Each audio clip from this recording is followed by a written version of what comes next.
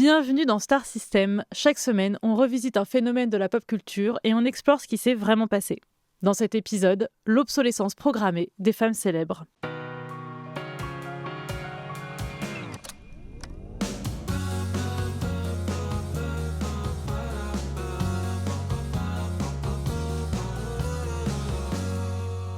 Je suis Samia Miskina et aujourd'hui je reçois Esther Meunier. Bonjour. Tu es journaliste. Est-ce qu'on peut dire aussi que tu es activiste ? Est-ce que tu te définirais comme ça ou juste journaliste ? J'utilise pas le terme activiste, D'accord. mais journaliste engagé. En tout cas, les sujets que je traite m'amènent à l'être, quoi. Et justement, les sujets que tu traites. Tu as publié le livre dessiné Pas prête à se taire sur 35 figures féministes françaises avec Léa Castor. Ensemble, vous avez aussi publié Ras le viol l'année dernière, une bande dessinée pour réfléchir aux violences sexuelles. Tu fais aussi des documentaires. T'en as fait un notamment avec Marie de Brouwer. Vous devrez rester vigilante. Quand je t'ai parlé de ce sujet que je voulais aborder avec toi aujourd'hui, cette obsolescence programmée des femmes célèbres, tu m'as parlé, toi, immédiatement de Jamila Jamil, que tu suis sur Internet, qui est une actrice et assez militante, engagée en tout cas sur les questions féministes. Jamila Jamil, elle a joué dans The Good Place, et moi je pense que c'est là que je l'ai vraiment découverte. Je l'ai trouvée hilarante, mais comme toute la série, honnêtement. Enfin, c'est vraiment une série qui a, je pense, accompagné un peu une partie de ma vingtaine. Et ouais, vraiment un peu une... Alors moi, je re-regarde jamais les trucs, parce que je sais pas, j'ai déjà pas assez de temps dans ma vie pour voir tout ce que je veux voir, donc il y a rien que je re-regarde vraiment. Mais par contre, j'ai adoré la regarder, etc. Et j'ai adoré la suivre par la suite, parce qu'effectivement, assez vite, elle a tenu des propos... en tout cas, j'ai découvert qu'elle tenait des propos assez engagés. Notamment des propos vraiment sur tout ce qui est trouble du comportement alimentaire, sur les injonctions à la minceur, etc. Où elle-même, en fait, elle a un passif... elle avait des troubles du comportement alimentaire, quoi. Et elle en est sortie. Et en fait, son discours autour de ça est aussi tellement, je pense, tellement important au sens où elle le dit, tu vois, qu'elle est vachement plus heureuse maintenant avec plus de kilos qu'elle ne l'était à l'époque. Voilà, et c'est vraiment plein de discours comme ça. Et elle tient aussi beaucoup de discours féministes, engagés de manière générale. Mais effectivement, si j'ai pensé à elle direct quand tu m'en as parlé, c'est parce que elle a eu ce truc de genre « Waouh, trop la fame, cette personne a l'air incroyable ». Et puis du jour au lendemain... Je pense un peu à cause de ses positions engagées, en fait, elle a commencé à se faire tailler, mais par des tabloïds qui, en fait, déforment en permanence ses propos, lui font dire des trucs qu'elle ne dit pas. Et le fait est qu'elle en parle, elle. Contrairement, je pense à beaucoup d'autres célébrités qui peuvent être victimes de ce truc-là. Elle, vraiment, elle fait régulièrement des posts sur les réseaux, sur Insta et tout, pour dire « Regardez ce titre. En fait, si vous lisez l'article, vous verrez que c'est pas vraiment ça que j'ai dit. » Et juste le titre est hyper putaclic, mais comme... plein de gens s'arrêtent au titre, et moi la première, ça donne une image d'elle complètement faussée, alors que si tu vas voir dans l'article, tu te rends compte que elle n'a pas forcément tenu des propos qui ont l'air comme ça. Si tu regardes vraiment juste le titre, effectivement, hyper désobligeant ou hyper méchant, qui font vraiment d'elle une diva pain bêche désagréable, quoi. Et alors que c'est pas l'image qu'elle donne par ailleurs sur ses réseaux. Donc c'est vraiment aussi à travers elle que j'ai découvert ce concept de à quel point tu peux passer d'un piédestal à être traîné dans la boue par les tabloïds, quoi. Et c'est intéressant parce qu'aujourd'hui, on va parler donc de deux actrices en particulier qui sont blanches, mais Jamila Jamil n'est pas blanche. Et donc j'imagine qu'il y a aussi ça qui vient se rajouter, avec peut-être des idées préconçues, des stéréotypes, ou alors l'idée vraiment de non mais t'es racisée, donc tu dois encore plus fermer ta gueule. Enfin, je pense qu'il y a peut-être un truc inconscient. Carrément. Est-ce que d'une manière générale, tu t'intéresses au discours autour des célébrités ? C'est pas un truc que je vais suivre assidûment. Je sais que toi, t'es sur les forums et tout. Moi, assez peu. Mais par contre, comme je suis quand même beaucoup sur Internet malgré tout, il y a forcément énormément de choses que je vois passer. Mais en vrai, j'ai plein de lacunes et de trous dans la raquette là-dessus. Enfin, moi, mon niveau en pop culture, il est assez bas. Tu sais, quand tu m'as dit, genre, oui, l'idée, ce serait bien que tu connaisses pas trop par cœur les histoires, et j'étais genre, franchement, il n'y a pas trop de risques normalement. Genre, il y a peu de chances que je connaisse par cœur certains trucs. Donc, voilà. Au début, je pensais à toi donc, pour un épisode sur Lena Dunham qui donc sera sorti au moment où vous entendrez cet épisode-là aujourd'hui. D'ailleurs, le sujet de Lena Dunham et ce dont on parle dans cet épisode fait vraiment écho aussi à ce dont on va parler aujourd'hui, parce que l'obsolescence programmée de Lena Dunham, elle a été terrible. Donc aujourd'hui, on va parler de deux actrices en particulier, Anna Thaoué et Jennifer Lawrence, touchées par une malédiction. Et cette malédiction, c'est qu'elles avaient, pour le public, une date d'expiration. Au début, la femme célèbre, on l'adore. Elle débarque dans l'industrie, que ce soit au cinéma ou dans la musique. On en demande toujours plus. On veut la voir partout. Ensuite, elle va soit décrocher des rôles plus importants, soit sortir des albums qui vont encore plus marcher, des chansons qui vont devenir encore plus des tubes, etc. Les médias vont dédier à cette célébrité des portraits. Ils vont peut-être l'appeler la nouvelle Hit Girl. La voix de sa génération, pour Lena Dunham, c'est la surexposition. Et là, on se dit, non, mais je ne peux plus voir sa tête. On a l'impression de ne plus pouvoir aller voir un film au cinéma, de ne plus pouvoir scroller sur les réseaux sans voir sa tête. On commence à lui trouver des défauts qu'on ne percevait pas avant. Et ces défauts, ça peut être sa façon de parler, sa façon de sourire, sa personnalité, qu'on juge agaçante. Là, on parle aujourd'hui vraiment de femmes qui n'ont pas été cancel. Lena Dunham, on peut encore un tout petit peu se poser la question, parce qu'il y a eu un truc qu'elle avait relaté dans un précédent livre, un incident avec son petit frère. On pourrait se dire, ok, peut-être que les gens se sont concentrés là-dessus en disant, ok, on a une bonne raison de la détester. Mais je pense que quoi qu'il arrive, ça avait déjà démarré avant, en fait, la vague de haine. Et là, en particulier, Anna Thaoué et Jennifer Lawrence, elles n'ont rien fait. C'est vraiment très important de le dire, c'est d'un coup, on les trouve juste insupportables. Et donc là, c'est la vague de haine, impossible d'y échapper. Évidemment, ça ne passe pas inaperçu pour les personnes qui travaillent avec elles. Et dans le cas d'actrices comme Anna Thaoué et Jennifer Lawrence, ça peut affecter le nombre de rôles qu'elles vont avoir et leur carrière, quoi. Et donc, cette malédiction, elle a un nom. C'est être woman, intraduisible en français, mais en tout cas, c'est un terme qui a été inventé par une critique culturelle qui s'appelle Rain Fisher-Kwan. Je ne sais pas si je prononce bien. Et elle écrit dans un article que le propre d'être woman, c'est être critiqué pour aucune raison valable. Ouais. C'est pour ça que c'est vraiment très différent de cancel quelqu'un. Oui, c'est ça. C'est pas du tout la même démarche de t'as fait un truc qui mérite une critique potentiellement valide, qui peut-être va prendre des proportions complètement invraisemblables. Là, c'est vraiment juste du jour au lendemain, on en a marre de voir ta tête, quoi. C'est exactement ça. Et là, c'est encore plus compliqué. Qu'est-ce que tu fais pour renverser la vapeur ? T'es malheureusement à ce moment-là obligé de disparaître pendant un temps, c'est terrible. On va commencer par parler de Anna Thaoué, puis ensuite on va arriver à Jennifer Lawrence, parce qu'en plus les deux se répondent. Tu aimes bien Anna Thaoué en général, l'actrice ? Est-ce que tu l'as vue dans des films qui Ouais, je l'ai vue dans Le Diable s'habille en Prada. Évidemment. Voilà. Mais oui, en tout cas, moi, c'est pas... Tu vois, quand tu m'as dit qu'elle faisait partie des figures qui avaient subi ce truc-là, j'étais genre... étonnée. Ah ouais. Un petit historique rapide, elle a rencontré le succès avec Princesse malgré elle, donc The Princess Diaries en anglais, Ella Enchanted, donc Ella au pays enchanté. Et puis en 2006, c'est Le Diable s'habille en Prada, évidemment. D'ailleurs, je reprécise que j'ai fait un épisode sur Anna Wintour. Ensuite, elle s'essaie à des rôles plus sérieux, moins comédie. Donc par exemple, elle fait Rachel se marie, qui lui vaut une nomination aux Oscars. En 2012, elle interprète Catwoman dans The Dark Knight Rises de Christopher Nolan. Et puis Fantine dans Les Misérables, rôle pour lequel elle va remporter un Oscar de la meilleure actrice dans un second rôle. Tout marche bien pour elle, on commence à la voir partout, dans des registres assez différents. Les médias sont dithyrambiques, le public est dithyrambique. Et puis arrivent donc les Oscars de 2011, qui vont commencer déjà à mettre un coup d'arrêt à sa carrière et à sa réputation. Je vais te montrer un bout de ces Oscars, et je te dis rien, je te donne aucun contexte et tu vas me dire ce que t'en penses. Petit message de post-production, malheureusement je n'ai pas pu inclure d'extrait de la cérémonie des Oscars dont on parle avec Esther, parce que je me suis fait striker sur YouTube avant même d'appuyer sur publier. J'enlève ça du montage, je vous mets évidemment le lien dans la description de la vidéo si vous voulez aller voir, et sinon je vous présente vraiment très rapidement. C'est donc Anna Thaoué et James Franco qui présentent la cérémonie des Oscars. C'est vraiment le tout début que j'ai montré à Esther. Et on va en parler après avec Esther, mais en tout cas, la dynamique, c'est que James Franco est extrêmement chill, il a l'air de se faire chier à mourir, il a l'air d'être à moitié en train de s'endormir. Pendant ce temps, Anna Thaoué est à 2000%, elle a énormément d'énergie. Voilà, c'est à peu près ce que vous avez besoin de savoir pour comprendre la suite. Et sinon, j'en profite pour vous dire que la vidéo est désormais disponible sur Apple Podcast.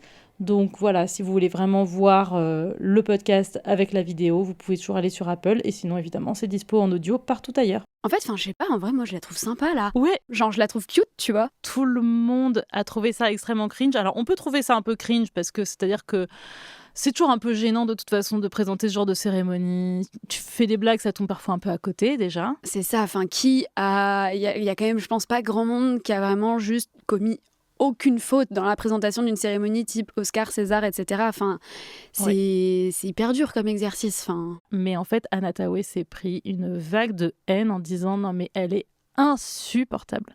À côté de James Franco qui est hyper cool. C'est fou, parce qu'on aurait pu le tourner dans le sens inverse en fait. Parce que lui, pour le coup, il paraît un peu imbu de lui-même, tu vois, Exactement. un peu genre... Enfin, trop relax, justement, quoi. Un peu genre, bah... Non, mais moi, je suis habituée à ces lumières-là, il n'y a pas de problème. Elle, tu vois, elle a l'air un peu impressionnée quand même, et je sais pas si elle le joue ou si elle l'est vraiment, mais elle a l'air quand même, genre, émue d'être là, impressionnée. Voilà, enfin... Et ça me paraît être des émotions auxquelles on peut plus se relier qu'un James Franco auquel, là, moi, je m'identifie pas du tout pour le coup. Exactement, je suis totalement d'accord avec toi. Elle prend le truc au sérieux. Et en plus, je trouve que toi, en tant que public, tu dois être normalement, comme tu dis, t'identifier plus à elle en disant non mais quand même, c'est un truc de fou, c'est les Oscars, c'est classe. T'as pas envie de voir quelqu'un qui traite ça par-dessus la jambe. Le Hollywood Reporter écrit que c'était une des pires retransmissions des Oscars de l'histoire, spectaculairement irregardable. LA Weekly lance une pique en disant que la soirée peut être au mieux qualifiée de paresseuse et au pire totalement embarrassante. Le contexte des Oscars de 2011, c'est que l'année précédente, c'était Alec Baldwin et Steve Martin qui présentaient les Oscars, qui étaient tous les deux des acteurs âgés. L'Académie des Oscars s'est dit non mais il nous faut 2 acteurs quand même plus jeunes qui vont parler à une audience plus jeune. Ils se sont dit ok, bah pourquoi pas prendre 2 stars qui ont le vent en poupe en ce moment, donc Anna Thaoué et James Franco. Et il se trouve que c'est James Franco qui a vraiment insisté auprès de Anna Thaoué pour qu'elle vienne. Ok. Elle n'était pas sûre au début. Et en fait, il a vraiment, vraiment insisté. Donc, c'est marrant d'avoir ce contexte-là. Quand on les voit là sur scène, il la regarde à peine. Mais parce qu'après, moi, là, j'ai l'impression que c'est joué. Et c'est aussi ce qui est drôle dans la dynamique, tu vois, de voir que elle est un peu waouh, et que lui, il joue le mec comme ça. Mais ce que je me demande, du coup, c'est est-ce que les critiques qui sont faites sur cette soirée, elles sont portées que vers Anna Thaoué ou elles sont aussi portées vers James Franco, du coup ? Que Anna Thaoué, quasiment. C'est fou parce que tout ça, enfin, je veux dire, ils sont ensemble, quoi. Ils sont ensemble, exactement. Et alors, tu peux dire que oui, effectivement, ils ont joué ce truc-là où lui, c'est le cool kid et elle, c'est la meuf qui en fait des caisses. Mais en fait, au fond, il y avait une grosse part qui s'est jouée dans les coulisses, dans la préparation de la soirée. Certes, c'est écrit, mais en fait, l'attitude de James Franco vis-à-vis de Anna Thaoué vient de comment il percevait l'actrice à ce moment-là. Ça dure des mois pour se préparer, pour préparer la soirée. Ça veut dire qu'il faut échanger énormément avec les auteurs, etc. Ça veut dire aussi qu'il faut tourner des petits films. Enfin, il y a pas mal de choses qui sont exigées des présentateurs des Oscars. Anne Hathaway va se rendre extrêmement disponible. Elle va accueillir notamment les auteurs chez elle. Elle va faire des propositions. Elle va travailler vraiment dur. À l'inverse, James Franco, lui, non seulement il joue à ce moment-là dans un film, il est très pris par le tournage, mais en plus de ça, il fait un doctorat à Yale. Il obtient aussi une maîtrise en cinéma à l'université de New York. Il co-enseigne un cours sur le montage de films à Columbia. Pas Columbia de New York, mais un autre Columbia College Hollywood à Los Angeles. Donc bref, ça fait qu'il est quasiment injoignable à ce moment-là. Un homme occupé. Mais bon, après, j'imagine que le planning d'Anna Thaoué n'était pas vide complètement non plus. Et puis si t'es vraiment trop occupé, dans ce cas, tu dis non. C'est ça. Personne ne te force en fait à faire les Oscars. Tu pouvais dire non. Donc ils doivent à un moment donné se retrouver pour tourner un petit film qui sera présenté aux Oscars, un petit truc marrant. Et immédiatement, on sent la tension entre eux. Les frictions commencent quand Anna Thaoué propose à James Franco un retour sur son jeu, en disant peut-être qu'on devrait essayer ça. Elle lui dit pas tu joues mal ou c'est n'importe quoi ce que tu fais. Elle lui dit peut-être qu'en fait on devrait tenter ça. Et alors là il lui dit ne me dis pas comment être drôle. Il a été froissé dans son ego, le pauvre. Pendant toutes les répétitions, il ne la regarde même pas. Mais c'est trop bizarre. Mais qu'est-ce qui s'est passé dans sa tête pour insister pour que ce soit elle, puis être deg. En fait, juste, il a vu qu'elle était genre bien impliquée, forte, etc. Et à ce moment-là, je pense qu'il voulait prendre un homme et une femme. Quelqu'un a dû suggérer Anna Thaoué, il s'est dit ça va être super. Il a insisté auprès d'elle. Et puis finalement, il a fait oh non, finalement, j'aime pas sa vibe, tu vois. Mais ça me surprend pas. Et ensuite, quand Anna Thaoué joue Catwoman dans Dark Knight Rises de Nolan, les fans vont écrire sur Internet qu'elle est pas assez sexy pour jouer le rôle. Et je suis tombée sur un article de l'époque dans The Cut. The Cut, que par ailleurs j'aime beaucoup aujourd'hui, mais bon, je pense qu'ils ont fait un Un virage à 180 degrés. Maintenant, ça m'arrive fréquemment de tomber sur des articles à eux et c'est vrai que The Cut, normalement, c'est pas oui. mal, quoi. Enfin... La ligne édito a dû changer, peut-être aussi des changements de direction, de rédacteur en chef, rédactrice en chef, en l'occurrence, je sais pas. Mais en tout cas, à l'époque, ils publient un article où ils disent que la victoire de Anne Hathaway pour l'Oscar de la meilleure actrice dans un second rôle pour le rôle de Fantine dans Les Misérables ressemble à un geste de miséricorde de l'Académie pour qu'elle nous laisse tranquilles. What the fuck? Oui, parce que c'est connu que les Oscars, ils donnent par pitié des Oscars. Oui, c'est ça. C'est vraiment... c'est comme ça que ça marche, ouais. Si tu tombes bien bas, ils sont là, oh la pauvre. Ils écrivent aussi, donc, mais Hathaway obtient son Oscar et c'est tout ce qui importe, soyons honnêtes, pour une actrice qui n'a que 2 dimensions. Est-ce que toutes les femmes sur Internet détestent Anne Hathaway sans fondement ? L'autrice de l'article écrit « Je fais un sondage rapide autour de moi ». Elle a une amie qui répond « C'est un peu cette theater kid », donc c'est une expression en anglais pour dire que c'est un enfant qui fait du théâtre et qui est très intense, qui en fait des caisses. C'est cette theater kid pleine de bonnes intentions, mais qui vous agace secrètement au plus haut point. On veut être content pour elle et on l'est, mais au fond de nous, on lève un peu les yeux au ciel. Et quelqu'un répond aussi à cette question de pourquoi est-ce qu'on déteste Anne Hathaway. Je pense que quelqu'un lui a dit qu'elle était la princesse de l'Amérique et elle l'a cru. Mais ça n'a pas l'air vrai, en fait. Enfin, typiquement, si je repense à l'extrait des Oscars, enfin, elle a plutôt l'air humble et voilà, quoi. Après, du coup, j'ai pas énormément d'infos sur son background de base, mais... Non, mais en fait, c'est quelqu'un qui est très travailleur, qui a toujours voulu depuis l'enfance être actrice. Sa mère était actrice d'ailleurs, beaucoup moins connue, mais en tout cas c'est là qu'elle a commencé à être sensibilisée au truc.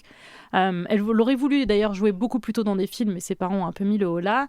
Mais elle s'est passionnée de théâtre, elle s'est passionnée après des tournages sur lesquels elle a été quand elle était plus grande. Elle travaille dur, elle est contente d'être là où elle est aujourd'hui.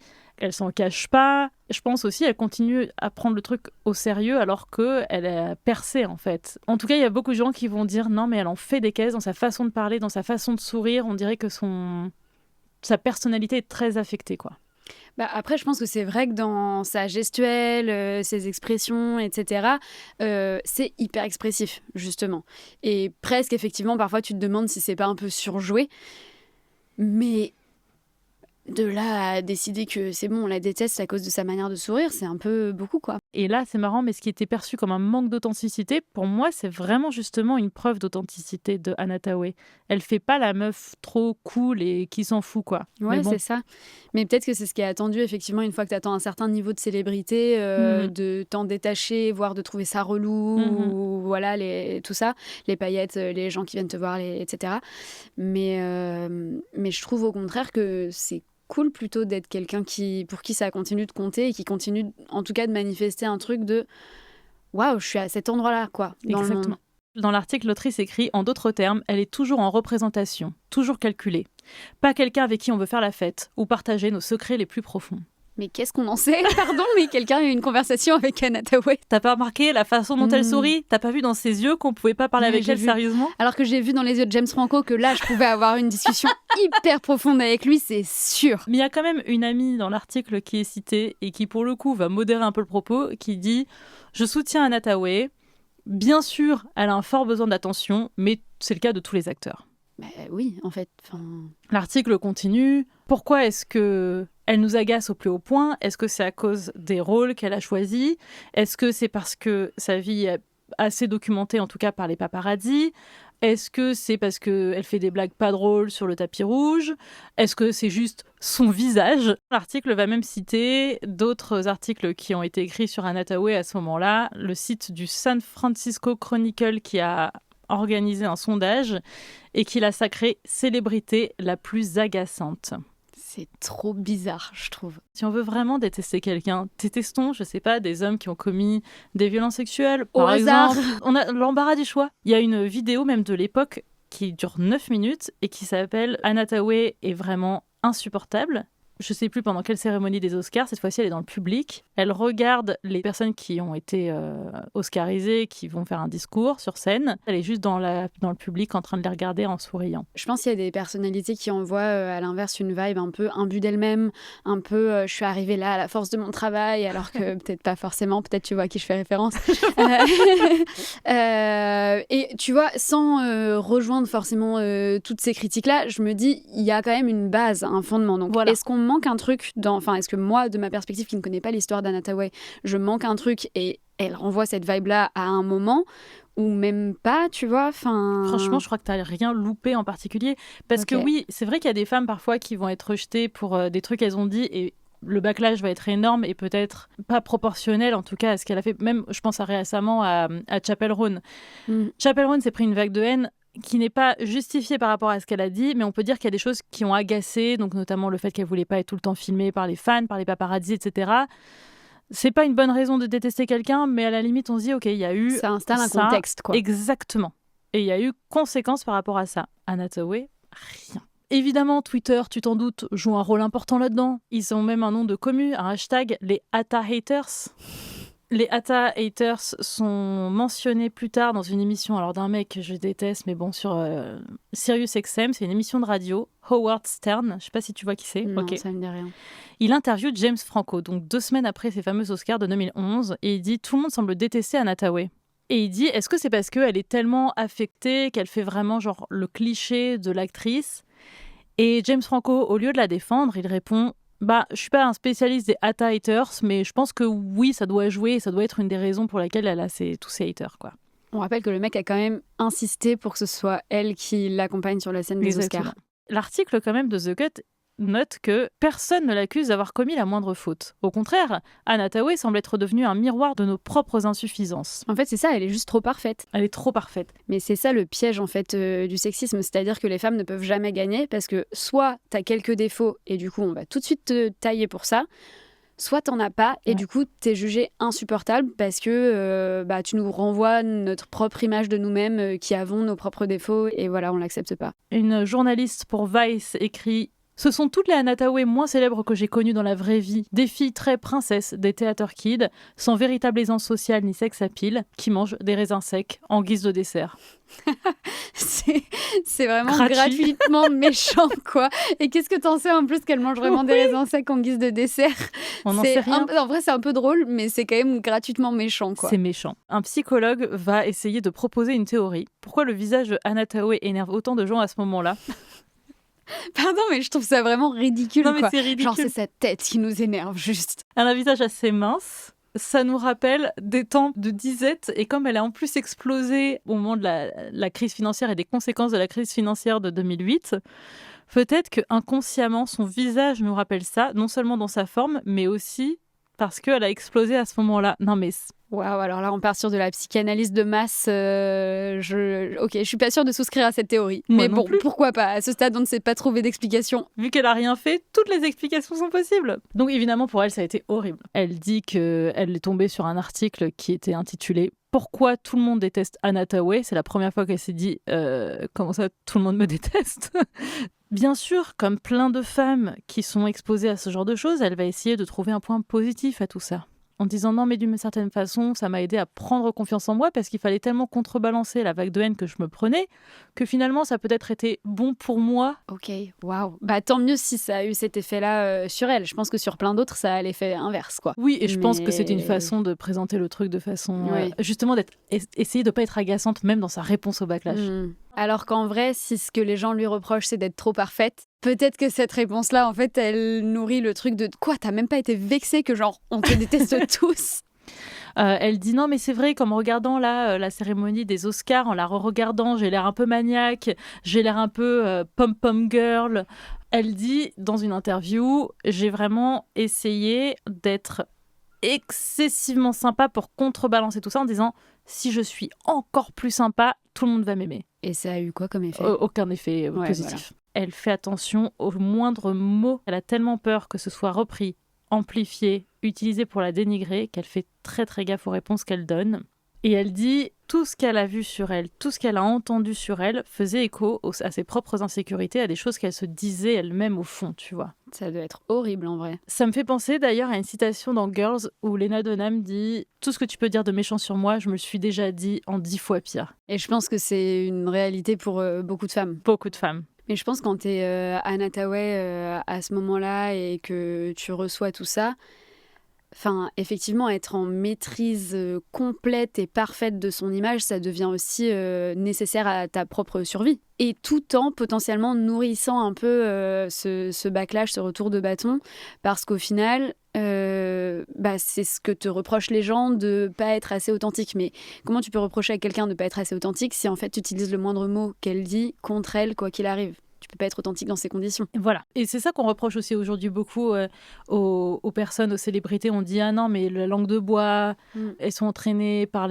pour répondre aux médias. » Mais en même temps, tu leur laisses aucune chance. Et d'ailleurs, c'est pour ça que moi, pour le coup, c'est là où je défends aussi Chappell Roan. On s'agace des gens qui sont trop authentiques, mais quand Chappell Roan dit ce qui passe par la tête et dit vraiment les choses, on va aussi le lui reprocher. T'es là, mais qu'est-ce qu'on peut faire? Encore une fois, on ne peut pas gagner. Et elle dit qu'il y a eu une période où les gens ne voulaient plus, enfin les réalisateurs ne voulaient plus donner des rôles, sauf elle était vraiment très reconnaissante vis-à-vis de Christopher Nolan de quand même lui donner ce rôle de Catwoman, parce que à ce moment-là, elle sent quand même que l'intérêt d'Hollywood pour elle va être en déclin. Mais t'imagines, t'es une actrice genre qui a été reconnue, etc. Et on finit par ne plus vouloir te donner de taf parce que le public t'aime pas et tu finis par être reconnaissante envers quelqu'un qui te donne du travail alors que les autres t'en donnent pas. Enfin, genre, les proportions que ça prend, quoi. Et je pense que depuis le public, tu te rends pas forcément compte parce que tu dis non, mais c'est bon, c'est une énorme star, ça va, elle peut se prendre quelques critiques négatives. Mais on se rend pas compte non seulement de ce que c'est de se prendre toute cette vague-là, et effectivement, quand même de l'impact que ça peut avoir sur ta carrière. T'as travaillé pour, tu l'as pas volé, tu l'as volé à personne, quoi. Aujourd'hui, elle a un peu plus encore de recul là-dessus et elle dit quand même ça a été vraiment très très dur à traverser. C'est terrible, surtout de ne pas comprendre ce que j'ai fait de mal. Et bon, récemment, il y a eu un petit revival quand même. Enfin, elle est revenue déjà avec Le Diable s'habille en Prada 2. Elle a pu un peu revenir en tout cas. Et je pense que voilà, certaines de ces actrices-là ou de ces personnalités qui vont être complètement jetées à la poubelle à un moment peuvent peut-être revenir, mais à quel prix? C'est-à-dire que pendant des années, elles ont dû raser les murs, elles ont dû faire profil bas, attendre que l'orage passe, quoi. Il n'y a pas un truc aussi justement dans le concept de Woman où en fait, au bout d'un moment, on t'a suffisamment dénigré et là on commence à remettre une pierre à oh elle est pas si terrible en revanche, et en fait on se jette des fleurs à nous-mêmes en réhabilitant, enfin et quand je dis nous-mêmes je parle voilà le public ou les critiques se jettent des fleurs en se disant oh, on va la réhabiliter un peu, c'est presque un geste de bonté que de réhabiliter cette personne qui a été dénigrée tant de temps alors qu'elle avait été dénigrée genre littéralement sans raison de base. Totalement, quoi. C'était le cas pour Britney Spears. Aujourd'hui on est là, ah la pauvre Britney quand même. Mais bon, super. Enfin, on l'a complètement laissé tomber.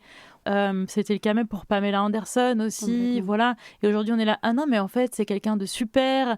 Et on va regarder son documentaire et tout ça. Mais en réalité, ça n'efface pas tout ce que cette personne a subi. Ça reste un vrai traumatisme. Et oui, je pense que tu as raison. Il y a un truc où on est là. On l'a tellement piétiné. Ah, la pauvre, maintenant, on va pouvoir l'aider à se relever, quoi. Et dans l'article de The Cut, elle est comparée, Anna Thaoué, au moment où elle est au plus bas, au moment où elle est critiquée de partout, avec Jennifer Lawrence. Jennifer Lawrence qui à ce moment-là est encore émergente. Ils écrivent « Pour quelqu'un qui réussit à gagner notre amour apparemment arbitraire, ne cherchez pas plus loin que la consoeur oscarisée de Anna Thaoué, la très adorée Jennifer Lawrence. Elle est modeste et elle est drôle. Elle semble être une excellente camarade de fête. Elle saisit presque toutes les occasions de mentionner le nombre de shots qu'elle a bu avant d'apparaître chez Jimmy Kimmel, avant le tapis rouge, après avoir remporté l'Oscar de la meilleure actrice. Elle ne semble pas prendre Hollywood au sérieux. » Donc là, Jennifer Lawrence est présentée comme la cool kid. Extrêmement belle, bien sûr, extrêmement talentueuse, mais contrairement à Anna Thaoué, elle n'en fait pas des caisses. Elle ressemble plus en apparence à un James Franco. Et je pense que justement à ce moment-là, c'est ça qu'on cherche. On cherche une femme qui a l'air d'être beaucoup plus, je mets plein de guillemets, authentique que Anna Thaoué. Bah, et c'est vrai que Jennifer Lawrence, elle renvoyait ce truc-là. Enfin, tu vois, moi, je suis d'accord avec tous les compliments que fait cet article. C'est juste dommage de les faire en comparaison avec Anna Thaoué, quoi, parce qu'on a aussi le droit de juste avoir des manières différentes d'être Voilà. sans que l'une soit forcément jugée tellement meilleure que l'autre. Et je pense que les hommes sont pas comparés du tout comme ça. On va pas dire ah non mais cet acteur on l'aime moins, mais on va préférer celui-là qui émerge, qui est génial et regardez il a toutes les qualités que l'autre n'a pas. Et c'est vraiment un truc qu'on va faire avec les femmes. Parce que c'est toujours cette idée de il y a pas de place pour deux femmes. Exactement. Et du coup, dans quelle position ça te met? Même t'es Jennifer Lawrence, tu te retrouves mentionnée comme ça dans cet article-là. Enfin, ça peut créer, en fait, ça crée des rivalités de nulle part. Je sais pas, du coup, si elles ont eu une vraie, ou si elles ont encore une vraie rivalité, ou si au contraire, elles ont un peu fait front commun. Mais c'est parce que, enfin, d'autant plus que voilà, Jennifer Lawrence n'est pas restée encensée comme ça toute sa vie. En fait, je pense que c'est surtout ça que ça t'annonce ce genre d'article. T'es là, ah oui, mais c'est moi la prochaine en fait. C'est ça. Et Jennifer Lawrence le dira plus tard, hein, elle a vu le truc venir. En fait, elle a vu la chute venir. Parce que vraiment, c'est le mécanisme d'être woman, c'est l'adoration suivie du vitriol. Faut être bien ancré et se rappeler que non, mais il m'adorait de base. Ça fait penser à une relation toxique. Ouais, grave. T'es là, non mais au début, il était sympa avec moi pendant les 2 premières semaines. Il me disait qu'il m'aimait, que j'étais belle. Et donc tu te raccroches aux 2 premières semaines et t'es là 4 ans plus tard. Non mais ces 2 premières semaines, elles sont tellement importantes, elles étaient tellement précieuses et on pourrait y revenir. Je pense que c'est ça aussi. Ouais, c'est vrai. Mais sauf que là, la relation, elle n'est pas avec une seule personne avec qui tu peux potentiellement couper les liens si ça devient trop difficile, mais avec l'intégralité d'un paysage culturel et du public qui, déjà, te connaissent tous parce que tu es hyper célèbre, et en plus, c'est littéralement ton travail, quoi. Exactement. Et ce qui est intéressant aussi, c'est que Anna Thaoué et Jennifer Lawrence ont toutes les deux parlé des injonctions à la minceur pour des rôles. Mais là, encore une fois, on compare la façon des 2 actrices de réagir à ces injonctions à la minceur, alors qu'en vrai, c'est pas si différent. Parce qu'en fait, Anna Thaoué, elle va dire oui, pour tel rôle, j'ai dû perdre beaucoup de kilos, ça a été vraiment horrible, le régime était dur. Et Jennifer Lawrence, elle va le dire comme ça, mais avec une blague, tu vois, en disant elle va arriver sur le tapis rouge, elle va dire j'ai hyper faim, personne n'a une pizza, enfin tu vois ce genre de choses. Et en fait, les deux vont dire un peu la même chose, mais de façon différente. Et donc, on préfère une Jennifer Lawrence qui dit j'ai faim que Anna Thaoué qui dit non mais j'ai dû perdre beaucoup pour le rôle, c'était dur, mais bon c'est la vie, tu vois. Elle dit à un moment donné d'ailleurs que pour Le Diable s'habille en Prada, elle se prenait dans les bras avec Emily Blunt pour se dire non mais à quel point elles avaient faim et à quel point c'était dur de ne pas manger. Mais c'est horrible. D'autant plus que dans le film, du coup, tu le vois toutes les... Enfin, c'est un discours qui est tenu dans le film, quoi, de t'es trop grosse, alors qu'elle est vraiment pas grosse, évidemment. Exactement. Mais enfin, ça fait partie du discours du film, hein, voilà. Mais ouais, il y a eu vraiment le pic dans les années 2000, je pense. Après, on a eu peut-être un peu un redout vaguement, en tout cas. Body positive. Voilà. Avec des guillemets quand même. Et en fait, là, on est en train de retomber là-dedans. Et encore une fois, les femmes sont perdantes quoi qu'il arrive, puisque soit elles ne correspondent pas au canon de minceur extrême et donc on les critique pour ça, soit elles y correspondent, quelles sont leurs méthodes pour y arriver, c'est un autre débat, voilà. Et du coup, justement, on va critiquer ces méthodes-là et l'image qu'elles renvoient et que c'est un mauvais modèle pour les adolescentes, etc. Sauf que du coup, il n'y a pas de bonne manière de faire, en fait. C'est ça. C'est pour ça que le problème, c'est le système derrière. Et bien sûr, je plains les actrices avant tout qui sont soumises à ces dictats. Et en plus de ça, il y a ce truc derrière, un jugement moral de « Ah non, mais il faut perdre du poids, mais de la façon la plus difficile possible. Si tu as pris un médicament, c'est trop facile, tu as triché. Il faut que tu souffres. Il faut que tu aies la sensation d'avoir faim. » Ça veut dire ça, en fait. Ah, mais c'est trop facile, elle a pris du Ozempic, ça compte pas. Et derrière, on va continuer à juger leur apparence, mais c'est pareil pour tout, toute la chirurgie esthétique. Moi, je trouve ça triste de voir effectivement toutes ces femmes qui ont autant de chirurgie esthétique à l'écran. Et t'es là, c'est terrible, parce qu'en fait, ce que ça traduit, c'est des femmes qui n'ont pas assez confiance en elles, mais le problème, c'est pourquoi est-ce qu'elles n'ont pas assez confiance en elles ? Et elles savent très bien qu'elles vont pas décrocher de rôle si elles font pas tout ça. Et je pense qu'au bout d'un moment, elles se rendent peut-être même plus compte de tout ce qu'elles font subir à leur visage ou à leur corps. Elles sont entourées de gens comme ça en plus à Hollywood, donc ça n'aide pas. Et t'as l'impression que c'est la norme et que c'est ce qu'ils doivent faire. Je pense que c'est une position particulière aussi que d'être en permanence exposé au regard des gens, en fait, de se voir soi, même sur les affiches, sur les trucs. Enfin, je pense que c'est...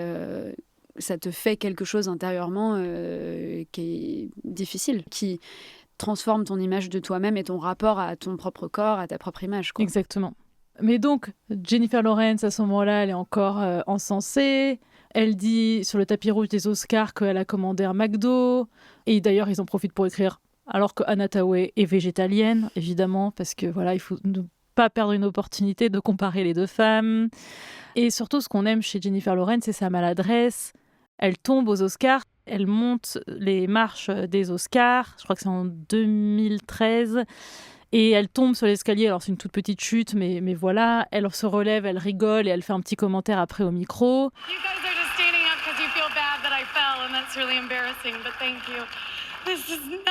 Et ça, c'est un truc que les gens adorent. Elle raconte dans Jimmy Kimmel Live que ses seins sont asymétriques, donc on aime bien ça aussi, l'imperfection. Et alors, c'est le moment aussi de parler d'une étude qui date des années 1960. C'est une étude de l'Université du Minnesota qui a démontré ce qu'on appelle l'effet pratfall. On a demandé à des personnes donc, de participer à une expérience. Une partie de ces personnes allait entendre des extraits audio d'une interview d'une personne excellente qui réussit en tout, qui répond à toutes les questions parfaitement, qui est vraiment un gros cerveau. Et à côté de ça, d'autres personnes vont entendre des réponses toujours audio, d'une personne qui répond, qui se trompe souvent, qui a juste 30% de réponses positives au quiz. Les deux personnes, donc la personne très douée et l'autre personne qui est plus moyenne, vont à un moment donné renverser une tasse de café. Genre c'est dit dans l'enregistrement, ah mince, j'ai fait tomber quelque chose. Et la personne qu'on juge exceptionnelle qui a renversé une tasse de café, ça va être tout de suite un truc positif, justement. Ah, mais ça reste quand même quelqu'un d'humain.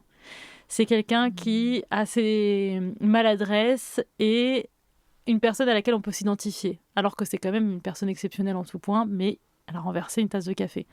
On préfère ça d'ailleurs que la personne moyenne qui a renversé une tasse de café. Mais il y a un truc dans le cerveau humain de « Ah, c'est une personne géniale, mais elle a des défauts. » Faut laisser apparaître quelques fêlures, quoi. Exactement, quelques fêlures. Et donc, ça pourrait peut-être, en partie en tout cas, expliquer pourquoi Jennifer Lawrence a suscité un tel engouement. Évidemment, Jennifer Lawrence, c'est une star, c'est une actrice extrêmement reconnue. Elle a été notamment dans Happiness Therapy, qui est un super film. Elle a été aussi, évidemment, la protagoniste de The Hunger Games. Voilà. Je crois que ça a démarré en 2012. Donc, c'est quand même une personne qui est perçue comme au-dessus de la moyenne. Mais justement, elle va montrer ses maladresses, elle va montrer ses fêlures, ses défauts. Et donc, on va dire, ah non, mais en vrai, elle est sympa et elle est marrante. Et voilà, ça pourrait être un peu l'effet pratfall en tout cas. Alors que Anna Thaoué, la pauvre, elle a pas renversé de tasse de café. C'est intéressant de voir que tu veux voir une femme réussir, mais pas trop non plus. Ouais, jusqu'à un certain niveau. Jusqu'à un certain niveau. Il y a un plafond de verre à pas dépasser, quoi. Jennifer Lawrence, au début, super. C'est la meuf cool. Tu connais, t'as déjà vu le film Gone Girl ou pas? Oula, oui, mais il y a très très longtemps. Ouais. L'esprit, c'est la femme hyper cool, hyper sympa, hyper chill. Et puis à un moment donné, elle en a marre. Il y a un monologue qui est évidemment extrêmement important. C'est tiré d'un roman d'ailleurs, c'est important de le dire. Mais donc le monologue, c'est une femme sexy, brillante, drôle, qui adore le foot, le poker, les blagues sales, les rots, qui joue aux jeux vidéo, qui boit de la bière bon marché, qui aime les plans à 3 et la sodomie, qui s'enfile des hot dogs et des hamburgers tout en conservant une taille 34. Et ça correspond tout à fait à la perception, je dis pas à la vraie Jennifer Lawrence, mais à la perception de Jennifer Lawrence à ce moment-là. Tu peux dire que tu manges de la pizza et que tu manges des hamburgers après les Oscars, mais n'empêche que, attention, t'es quand même extrêmement mince. Oui, oui. Et puis attention, si tu prends quelques kilos, on va le remarquer, t'inquiète. On va le remarquer immédiatement. Et c'est pas ça qu'on te demande. On te demande juste de dire que tu manges de la pizza. Mais faut pas que ça se voit. Dans un portrait que lui consacre Rolling Stone en 2012, Jennifer Lawrence demande aux journalistes « Vous avez faim parce que moi j'ai un fantasme, c'est burger frites, Budweiser. Et l'article va l'appeler « La nana la plus cool d'Hollywood ». Ok. Alors qu'en plus, en vrai, ce que ça traduit, c'est probablement effectivement qu'elle est... est-ce que c'est sa vraie envie du moment? Enfin, tu sais, au bout d'un moment, on peut aussi se questionner sur est-ce que c'est vraiment son envie? Est-ce que du coup, c'est aussi une image qu'elle projette parce qu'elle a compris que c'était aussi comme ça que les gens l'appréciaient. Enfin, voilà. Et par ailleurs, moi, j'adore Jennifer Lawrence. Ouais, je la trouve géniale à tout point de vue. Mais c'est vrai qu'au final, je me dis, là, en comparant les deux histoires, pourquoi est-ce qu'on juge ça forcément plus authentique que le comportement d'Anne Hathaway aux Oscars ou autre, tu vois. C'est exactement ce que tu dis, parce que d'un coup, on va se dire, mais en fait, est-ce que c'est vraiment authentique? Et c'est le moment où on se retourne contre Jennifer Lawrence, le moment où elle est woman. C'est important de le dire. Je l'ai fait moi-même. On a eu l'exercice en direct. Non, mais il y a un truc aussi que je voulais mentionner, c'est quand même qu'il y a eu un leak de nude de Jennifer Lawrence en 2014. C'était en septembre 2014. Les articles qui commencent à se retourner contre elle dataient un peu plus tôt dans l'année. Donc je pense que ça n'a pas aidé. Le leak de nude, et ça a été horrible à vivre pour elle, mais ça serait trop facile de dire c'est pour ça qu'elle était woman et que d'un coup les gens se sont retournés contre elle. C'était entamé le processus déjà. Mais effectivement, il y a un moment où trop, c'est trop. Par exemple, le moment où elle raconte comment ça s'est passé, sa chute aux Oscars en 2013. Elle dit dans une interview, non mais c'est parce que en fait Massis m'avait expliqué comment faire pour monter les marches avec ma robe qui était donc une robe très lourde, très imposante, et elle lui avait dit de pousser avec son pied sa robe avant de faire un pas. Donc tu pousses, tu poses le pied, tu pousses, tu poses le pied pour éviter justement de te prendre les pieds dans ta robe. Kick, walk, kick, walk. Et elle dit donc moi j'étais là kick walk en me dirigeant vers la scène, et puis finalement à force de dire ça j'ai commencé à dire cake et du coup ça m'a perdu, et en fait les gens ont dit non mais là c'est trop, arrête, enfin genre comme par hasard, genre tu te disais cake quoi, on n'y croit pas une seule seconde. Alors qu'en vrai elle est juste drôle. Elle est juste drôle. En fait c'est ça, c'est vraiment genre t'aimes les gens jusqu'à un certain moment, puis au bout d'un moment, t'as vraiment décidé de juste...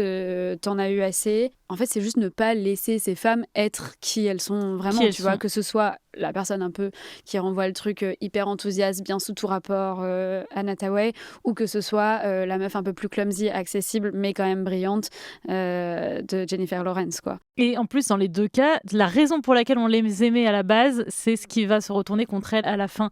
Parce qu'au départ, ce qu'on aime chez Anne Hathaway, c'est qu'elle a l'air parfaite, elle est super, elle a un super sourire, elle joue bien. Et puis d'un coup, ça va devenir la raison de sa chute. Et littéralement pour Jennifer Lawrence aussi, puisqu'on parle de chute. Mais voilà, c'est-à-dire que c'est ses maladresses, son côté authentique, simple, relatable. Et d'un coup, ça va être non, mais en fait, t'en fais trop, arrête. Et t'es là, non mais c'est la même raison pour laquelle vous l'entendiez il y a juste un an. Ouais, c'est faux, le retournement. Je suis tombée sur un thread sur Reddit de l'époque. Pourquoi est-ce que tout le monde déteste Jennifer Lawrence ? Un an avant, il y avait probablement des topics sur elle qui étaient plutôt positifs. Exactement. Quelqu'un dit « Je préfère de loin quelqu'un qui manque de personnalité à quelqu'un qui en simule une. » Une autre personne écrit « J'ai l'impression que c'est une connasse, une asshole. Elle est odieuse et surcotée. » Et quelqu'un d'autre écrit « Je ne l'ai jamais aimée, elle a couché pour réussir. » Oh, waouh. Ok, là, on attend du coup le paroxysme de la critique pour les femmes. Ouais, c'est ça. Et quelque chose qui va ressortir encore plus souvent après, au moment de MeToo, parce que donc elle a travaillé avec Harvey Weinstein. Elle a dit qu'il n'a jamais eu de comportement déplacé avec elle, mais que quand elle a découvert tout ça au moment de MeToo, elle était extrêmement choquée. Et plein de gens dans le public ont dit « Mais comment ça, tu savais pas ? Impossible que tu le saches pas. » Donc c'est sûr qu'elle couchait avec lui pour obtenir ce qu'elle voulait, pour obtenir ses rôles, etc. Avec quel degré de preuve de ce qu'on avance ? Aucun degré de preuve. Évidemment. Et puis c'est aussi, encore une fois, on parle d'un prédateur, d'un criminel.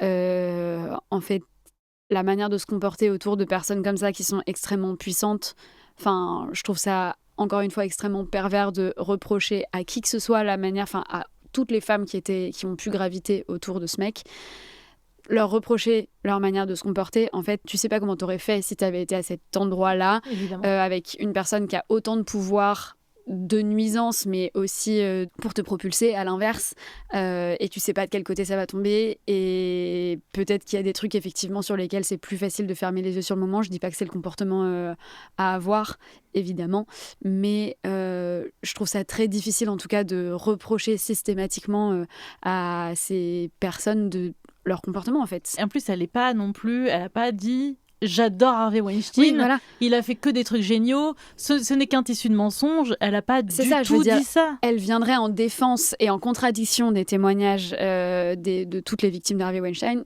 Ok, je pourrais entendre la critique, et d'ailleurs je la ferais probablement. C'est sûr que je la ferais d'ailleurs. Mais si c'est juste en vrai avec moi il était correct. Donc oui, c'est la vie, quoi. je sais pas, mais du coup c'est horrible ce qu'il a fait à d'autres gens. Je trouve ça difficile de le reprocher. Après, effectivement, quel degré de connaissance t'avais de ce truc-là sur le moment, etc.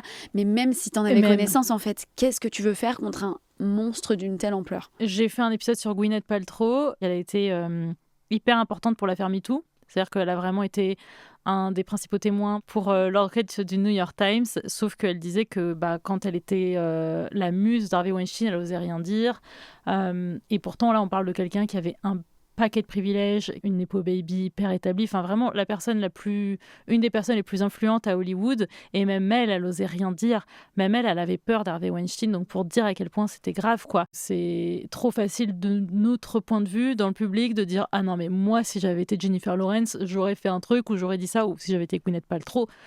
Stop en fait. Et le problème, c'est pas la réaction des femmes dans ces cas-là, quelle qu'elle soit. En tout cas, le problème principal, évidemment, c'est ces prédateurs-là. Je pense que c'est attends, Harvey Weinstein a abusé de femmes. Comment est-ce que je peux quand même retourner ça contre une femme?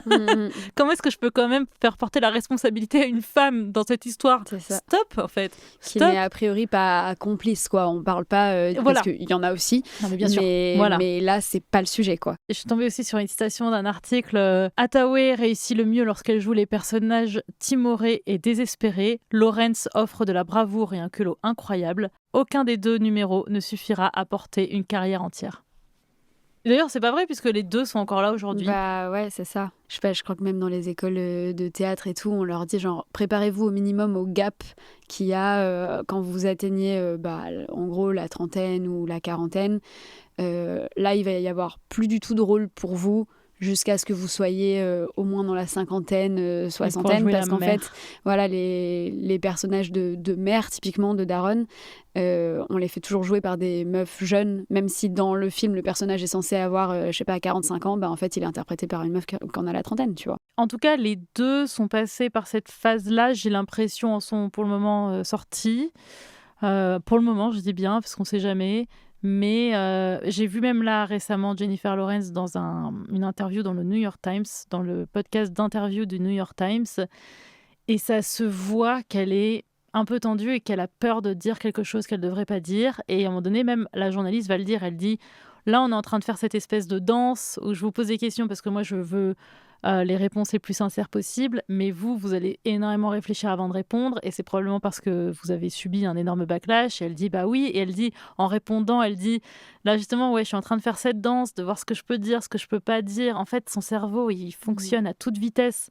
T'es obligé de faire des interviews parce que t'es obligé de faire de la promo, mais en fait, c'est intéressant. C'est plus intéressant pour personne. C'est pas intéressant pour la personne qui est interviewée, pas intéressant pour la personne qui interviewe, pas intéressant pour le public, parce que en fait, on ne peut plus rien avoir de sincère et de spontané. Sinon, c'est foutu. Et tu sais même qu'elle aura beau avoir répété 1000 fois les trucs avant de les dire, il y aura quand même des conséquences et des critiques. Ouais, c'est sûr. Voilà. C'est sûr. D'ailleurs, ce qui est intéressant aujourd'hui, c'est son regard sur ce harcèlement qu'elle a subi. Elle va quand même toujours se tourner un peu en dérision, en disant « Non, mais c'est horrible, je peux même plus me regarder ce que j'ai fait à l'époque. J'en faisais tellement des caisses, j'étais tellement embarrassante. » Elle dit il y avait une partie de ma véritable personnalité, mais c'était aussi un mécanisme de défense. Et c'est terrible de voir à quel point tu finis par prendre les propres critiques, mais c'est ce qu'on disait tout à l'heure. En fait, ce que tu me dis, je me le suis déjà dit à moi en 1000 fois pire, etc. Et je pense que si aujourd'hui, elle disait « Ouais, non, vraiment, ça a été horrible. Franchement, c'est pas OK de faire ça aux gens. » Qu'elles assumaient aujourd'hui de dire « Non, en fait, ça se fait pas de m'avoir traité comme ça à l'époque et je suis pas d'accord avec les critiques qui ont été faites. » Je pense qu'en fait, ça engrainerait encore, ça remettrait une pièce dans la machine, tu vois. Parce qu'on dirait « Non, mais elle est ingrate. En fait, elle ne voit que le négatif, alors que regarde où elle est aujourd'hui. » Et ce qui est vraiment intéressant, c'est qu'effectivement, tu verras pas d'homme dans cette posture-là, ni porté au nu, puis ensuite traîner dans la boue, ni à dire ouais, vous aviez un peu raison de me traîner dans la boue, en fait. Mais récemment, il y a une personne à laquelle je pense qui est un homme, qui a été aussi peut-être perçu comme surexposé. Donc c'est aussi un acteur américain. Je vais voir si tu veux deviner d'ailleurs. Et qui s'est pris un backlash. Tu n'as aucune culture pop. C'est impossible que tu connaisses pas cette personne. Mais on va voir quand même si tu peux deviner. C'est vraiment un acteur qui était pressenti là pour gagner un Oscar. Ah ok, si c'est bon, je vois. Celui-là, c'est qui? Timothée Chalamet. Exactement. Ouais. Et en fait, là, je pense qu'il a été très, très, très, très, très exposé. Il a été dans plein de films. Et en plus, il en faisait un peu des caisses. En interview, il disait qu'il voulait être un des plus grands acteurs de sa génération, enfin, même appartenir même à un des plus grands acteurs de l'histoire. Il allait aussi beaucoup imiter le rôle de Marty Supreme, donc le rôle qu'il a dans le film d'un mec un petit con un peu, mais qui est brillant, mais qui est un peu insupportable. Il allait faire ça aussi en interview.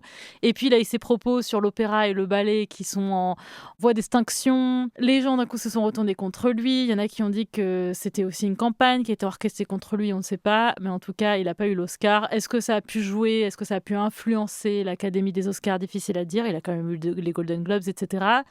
Mais en tout cas, c'est peut-être le moment où j'ai vu un homme s'approcher le plus, en tout cas, du sort qu'ont subi des femmes à Hollywood. Mais qu'est-ce que t'en penses? C'est vrai, maintenant que tu le dis, c'est vrai. Je vois ce que tu veux dire là-dessus. Et en même temps, je trouve que du coup, dans le comportement de Timothée Chalamet, il y a peut-être un truc qu'il n'y avait pas justement chez Anna Thaoué et Jennifer Lawrence, qui est ce truc un peu de « bah ouais, je veux être le plus grand en fait ». C'est vrai. Elles auraient jamais dit ça. Et qui peut aussi justifier un peu un truc de bah frère, Oui, c'est bon, enfin genre on a dit que t'étais super, mais pas besoin de prendre la grosse tête comme ça, tu vois. Un peu ce qu'on disait tout à l'heure, tu vois, sur j'ai oublié son nom. Chapelle Roan. Ouais, voilà. Sur Chapelle Roan, non mais aussi l'actrice française dont je parlais. Ah, Léa Seydoux quand t'as dit. Oui, voilà, c'était Léa Seydoux. Tu vois, oui, il y a un peu ce truc de là t'es un peu agaçante ou agaçant du coup au premier degré, c'est-à-dire que bah, Timothée Chalamet, là quand il tient ces propos-là, effectivement, il y a un peu de bah ok mec, t'as quand même vraiment le melon là.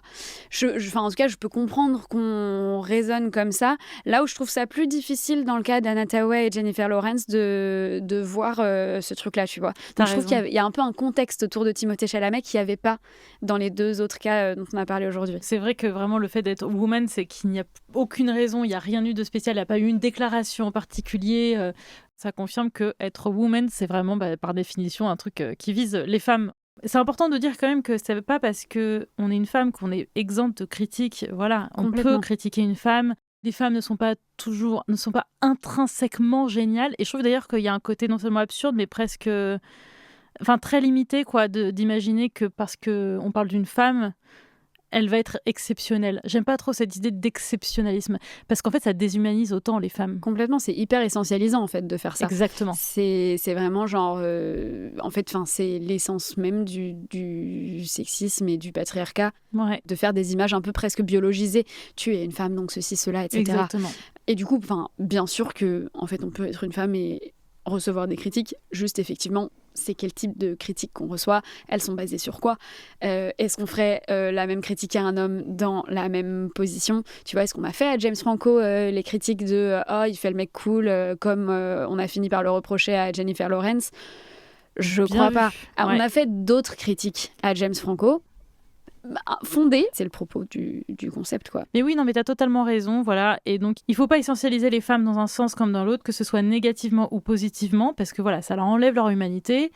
Si jamais on dit qu'elle est parfaite et qu'elle montre un élément d'elle qui est imparfait, elle devient un monstre, en fait. D'un coup, c'est le basculement, parce que c'est l'un ou l'autre. Il n'y a pas de nuance, il n'y a pas de juste milieu. Mais je trouve que c'est intéressant de se le dire aussi dans notre propre rapport aux personnalités qu'on aime bien, etc. Effectivement, de garder toujours un peu en tête l'idée que ça reste une personne humaine, en fait. Exactement. Donc probablement avec ses propres défauts. Probablement un jour elle va dire un truc avec lequel on va pas être d'accord. Il y a des trucs avec lesquels on peut genre vraiment ne pas être d'accord, oui. Et se mettre à détester la personne, voilà, ou en tout cas à être en désaccord très fort et frontal avec. Il y a d'autres trucs, peut-être on a le droit de laisser aux gens des marges d'erreur, et je trouve que c'est vraiment la construction aussi de la célébrité, etc., qui vient nourrir ça, et tu le vois. Je sais pas, moi, il y a une activiste que je suis sur les réseaux qui est britannique, qui s'appelle Michaela Loach. Je l'adore. Ouais. Franchement, je l'adore. Mais j'ai remarqué que, justement, elle tient beaucoup ce discours de « Attention, ne me mettez pas sur un piédestal parce qu'un jour, je vais faire un truc avec lequel vous n'allez pas être d'accord. » Et en fait, c'est là, ça va jusque-là, quoi, d'être obligé de faire un disclaimer en avance de... je suis pas parfaite, etc. Tu vois. Exactement. Et à la fois, je trouve ça touchant qu'elle le fasse parce que c'est vrai que ça nous le rappelle, tu vois. Et en même temps, je me dis, ouais, devoir faire ça, c'est aussi un peu fucked up, quoi. Ça doit être un peu effrayant quand même quand t'as une communauté qui te suit comme ça et te dire non mais il suffit d'un truc qui sorte et qui ne plaise pas ou un truc que je dise de travers ou qui est mal interprété. On peut parfois avoir des désaccords avec des personnes dont on apprécie le travail et c'est pas grave. C'est pas toujours grave aussi. Ouais, carrément. Voilà. Ça peut l'être, mais pas 100%, toujours. tu vois. Mais c'est vrai que, je sais pas, moi, ça me fait penser, par exemple, à Lena Situation, où, pareil, il y a des trucs, peut-être, tu peux te dire, ah oui, sa politique de partenariat, je suis pas en accord avec tout ce qu'elle fait, etc. De là à se retrouver avec, je sais plus, c'était les tenues qu'elle avait portées, je pense, à Cannes, qui avait généré une campagne aussi contre elle. Non, mais ça, c'est dingue. Ça atteint aussi parfois, et qui mêle, pour le coup, et c'est ce que tu disais au début sur Jamila Jamil, du sexisme mais aussi du racisme. Complètement. Et c'est parce que c'est important de voir qu'il y a ces intersections-là aussi et que ta position est d'autant plus précaire que tu es non seulement une femme, mais en plus racisée. Et d'ailleurs, c'est le cas de Michaela Loach et je pense que ça joue aussi dans le fait qu'elle dise attention. Parce que je pense qu'elle est extrêmement consciente du fait que ça potentiellement lui pend au nez, même si c'est dans des milieux beaucoup... on parle pas là de star de cinéma, etc. On parle littéralement d'une activiste, voilà, mais qui est quand même très suivie, très connue, très encensée, etc. Donc voilà, est-ce que la femme publique idéale, est-ce que du coup elle ne peut exister que pour un temps avant d'être critiquée parce qu'on découvre une imperfection ? Cette idée d'obsolescence programmée, l'idée c'est cette femme ne fonctionne plus parfaitement, il faut la jeter. Complètement, mais en fait c'est une super traduction en vrai du concept de dire obsolescence programmée parce que c'est vraiment ça qui se passe, quoi. C'est genre, oui tu peux être cette personne-là, mais attention, tu as une date de péremption et à partir de tel moment, on va commencer à te détester pour exactement les mêmes raisons pour lesquelles on t'adorait au début. Donc, comme tu l'as dit tout à l'heure, on ne gagne jamais, en tout cas. Il n'y a rien qu'on puisse faire qui va permettre d'avoir une longévité sans aucun problème en tant que femme. Évidemment, c'est basé sur du sexisme, c'est basé sur de la misogynie. Je pense aussi que Internet va amplifier ça parce que, évidemment, non seulement c'est une avenue supplémentaire pour les critiques, donc les gens peuvent poster des trucs, et en plus de ça, ils vont se répondre les uns aux autres, ils vont être dans des sortes de bulles algorithmiques qui vont leur suggérer que ce qu'ils veulent voir. Et donc, ils ont, par exemple, s'ils sont dans la bulle anti-Lena Situation, tout va être renforcé en permanence avec les mêmes critiques, et ils ont l'impression que tout le monde les déteste.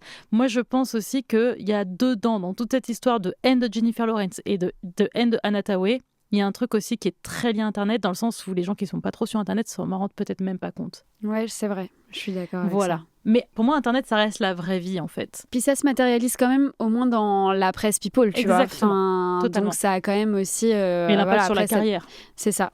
Et donc peut-être si tu lis pas la presse people, effectivement, t'es pas au courant, etc. Mais je pense que ça a des conséquences au-delà des réseaux sociaux, quoi. Bien sûr. Qui, à ton avis, va être prochainement woman ? Moi, je suis pas une très bonne pronostiqueuse de ce genre de truc. En plus, là, tu me poses la question, j'ai un blanc, genre je ne pense à aucune célébrité. Alors, moi, je peux te dire qui je pense toi, va t'as des pronostics. J'essaie de réfléchir en parallèle. Je vérifie juste son nom. Alison Wu, c'est ça. Qui a fait au JO un carton incroyable. Donc ça a été un raz-de-marée. Et là, maintenant, on la voit partout. On la voit dans plein d'interviews, dans plein de choses. Elle participe à des clips aussi de musique, etc. Et je pense malheureusement qu'elle est prochaine sur la liste.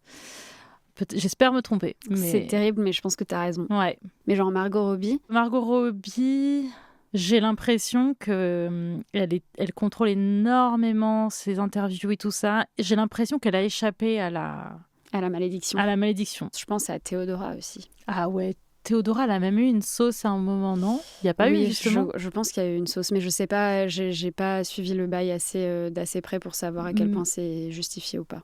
Bon, en tout cas, merci beaucoup Esther d'être venue pour cet épisode. Pour l'invitation. Donc, je mets évidemment ton Instagram Esther Reporter et on va suivre ton travail à venir. Merci. Merci d'avoir écouté cet épisode jusqu'au bout. Abonnez-vous sur Apple Podcasts, Spotify, YouTube et on se retrouve la semaine prochaine pour un nouvel épisode. Bisous. Salut.